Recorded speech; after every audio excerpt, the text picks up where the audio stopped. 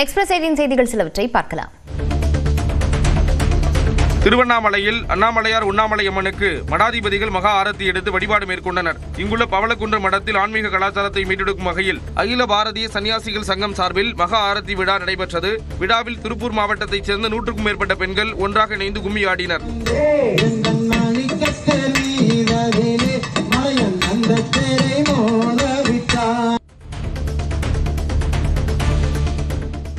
சென்னை எண்ணூர் நெட்டுக்குப்பம் பகுதியில் கொசஸ்தலை ஆற்றின் நடுவே தனியார் நிறுவனம் மணல் கொட்டியதை கண்டித்து மீனவர்கள் படகுகளுடன் கடலில் இறங்கி போராட்டத்தில் ஈடுபட்டனர்.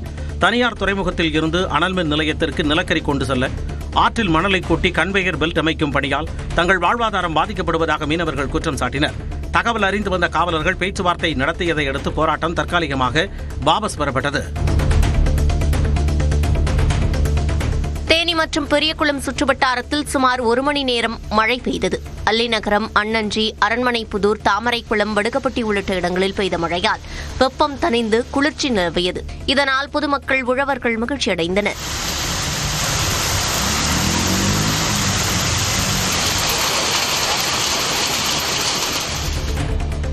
வேலூர் அருகே தாவேகா தலைவர் விஜய்க்கு கிரேன் மூலம் அந்தரத்தில் தொங்கியபடி மாலை போட முயன்ற ஊராட்சி கவுன்சிலர் உட்பட 2 கைது செய்யப்பட்டனர். அகரம் சேரியில் நடைபெற்ற கட்சி கூட்டத்திற்கு வந்த விஜயை காண ஆயிரக்கணக்கானோர் திரண்டதால் போக்குவரத்து பாதிக்கப்பட்டது. அப்பொழுது காவல்துறை அனுமதியின்றி அலகு குத்தி கொண்டு கிரேன் மூலம் மாலை அணிவிக்க முயன்ற கவுன்சிலர் 7 முறையை கைது செய்தனர். மேலும் கிரேன் பறிமுதல் செய்யப்பட்டு அதன் உரிமையாளரும் கைது செய்யப்பட்டார்.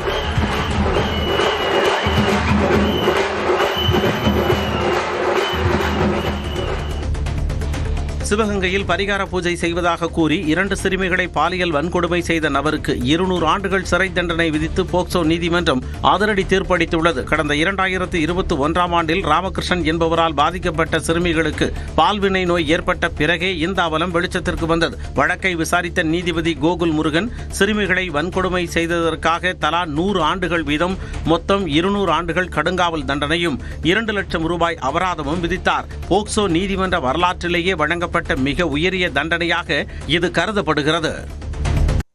இந்தியா கூட்டணிக்கு தலைமை தாங்குவீர்களா என்று நியூஸ் 18 குழுமத்தின் டவுன்ஹால் நிகழ்ச்சியில் கேட்கப்பட்ட கேள்விக்கு தன் உயரம் தனக்கு தெரியும் என்று முதலமைச்சர் மு.க. ஸ்டாலின் பதிலளித்துள்ளார்.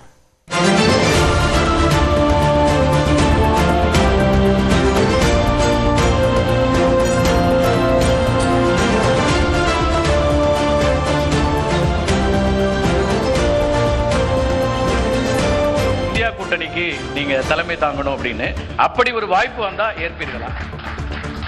தலைவர் ஏற்கனவே சொல்லியிருக்காரு, என்னோட உயரம் எனக்கு தெரியும்.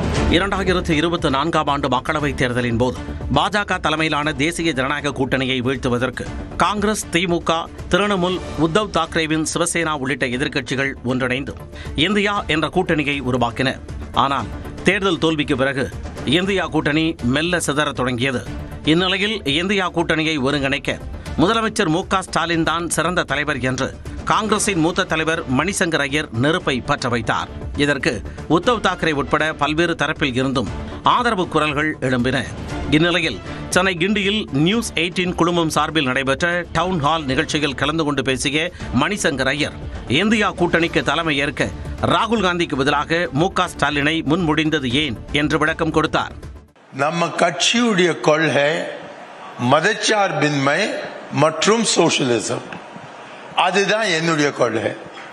என்னுடைய கட்சி இன்னி தேதியில மதச்சார்பின்மையில எவ்வளவு நம்பிக்கை வைக்கிறது. ராஜீவ் காந்தி அவர்கள் ஆங்கிலத்தில் சொன்னார், only a secular India can survive. அடுத்தது அவர் என்ன சொன்னார்னா, and an India that is not secular perhaps does not deserve to survive. நான் சவால் இட்டிருக்கேன், மகானுடைய வாயில தோப்பனார் சொன்னதை உங்களுக்கு தைரியம் இருக்கா திருப்பி இன்னைக்கு சொல்லறதுக்கு? ஸ்டாலின் அவர்கள் பொறுத்த வரைக்கும் தைரியமா ஏது ராஜீவ் அன்றைக்கு சொன்னாரோ அது அவர் மீண்டும் சொல்லறதுக்கு எப்போது தயாரா இருப்பார். இதே நிகழ்ச்சியில் கலந்து கொண்ட துணை முதலமைச்சர் உதயநிதி ஸ்டாலின் இந்தியா கூட்டணிக்கு மு.க. ஸ்டாலின் தலைமை ஏற்பது குறித்த கேள்விக்கு பதிலளித்தார். எங்களுடைய தலைவர் எவ்வளவு தீவிரமா ஒன்றிய பாஜகவை எதிர்த்து, பாசிச சக்திகளை எதிர்த்து அரசியல் பண்றாதுங்கிறதுக்கு இது ஒரு எங்களுடைய கூட்டணி கட்சி மிகப்பெரிய ஒரு இயக்கம். அவங்க பாராட்டுறது வந்து எங்களுக்கு கூடுதல் மகிழ்ச்சி தான். இருந்தாலும் எங்களுடைய தலைவர் அதற்கான முடிவை எடுப்பார். இந்நிலையில் இந்தியா கூட்டணிக்கு தலைமை ஏற்பீர்களா என நியூஸ் 18 தமிழ்நாடு ஆசிரியர் கார்த்திகை செல்வன் எழுப்பிய கேள்விக்கு முதலமைச்சர் மு.க. ஸ்டாலின் தனது நிலைப்பாட்டை தெளிவுபடுத்தினார். உத்தவ் தாக்கரே இன்னும் பலரும் சொல்றாங்க இந்தியா கூட்டணிக்கு நீங்க தலைமை தாங்கணும் அப்படின்னு. அப்படி ஒரு வாய்ப்பு வந்தா ஏற்பீர்களா? தலைவர் ஏற்கனவே சொல்லியிருக்காரு ஒருத்தர, என்னோட உயரம் எனக்கு தெரியும், அந்த உயரத்தின் அடிப்படையில் நான் இருப்பேன். மத்தியில் பலம் வாய்ந்த தேசிய ஜனநாயக கூட்டணியை ஒருங்கிணைந்து எதிர்க்கும் வகையில் இந்தியா கூட்டணிக்கு தலைமை ஏற்கப் போவது யார் என்ற எதிர்பார்ப்பு தற்பொழுது மேலும் அதிகரித்துள்ளது. திமுக அரசின் மகளிருக்கான திட்டங்களை இல்லந்தோறும் எடுத்துக் கூற திமுக மகளிர் படை மாநிலம் முழுவதும் களமிறங்கிவிட்டதாக முதலமைச்சர் மு.க. ஸ்டாலின் தெரிவித்துள்ளார். எக்ஸ் பக்கத்தில் பதிவிட்டுள்ள முதலமைச்சர் 5000 ரூபாய் உரிமை தொகையை கொச்சைப்படுத்தியவர்கள் பூமாராங் ஆனதால் தற்பொழுது உரிமை கொண்டாடுவதாக கூறியுள்ளார். அதிமுகவின் அழுத்தமே 1,31,00,000 குடும்ப தலைவிகளுக்கு உரிமை தொகை வழங்க காரணம் என்ற அரிய கண்டுபிடிப்பை எடப்பாடி பழனிசாமி உதிர்த்திருப்பதாக தெரிவித்துள்ள முதலமைச்சர், இபிஎஸ் அழுத்தம் காரணமல்ல, அவரின் டெல்லி ஓனர்கள் தேர்தலை காரணம் காட்டி உரிமை தொகையை தடுத்து நிறுத்துவார்கள் என்ற சூழ்ச்சிதான் காரணம் என விளக்கமளித்துள்ளார். உரிமை தொகை திட்டத்தை இபிஎஸ் உரிமை கொண்டாடுவதில் இருந்தே திராவிட மாடல் சத்தமே இல்லாமல் நடத்திய சர்ஜிக்கல் ஸ்ட்ரைக் அவரது உறக்கத்தை கெடுத்து இப்படி புலம்பும் அளவுக்கு பெரிய ஹிட் அடித்துள்ளதை புரிந்து கொள்வதாகவும் தெரிவித்துள்ளார்.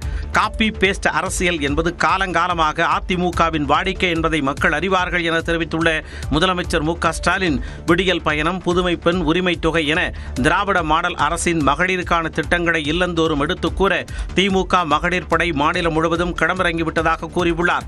திமுக மகளிர் பவர் என்ஜினுக்கு முன் அதிமுகவின் டப்பா என்ஜின் தாக்குப்பிடிக்காது எனவும் முதலமைச்சர் மு.க. ஸ்டாலின் பதிவிட்டுள்ளார்.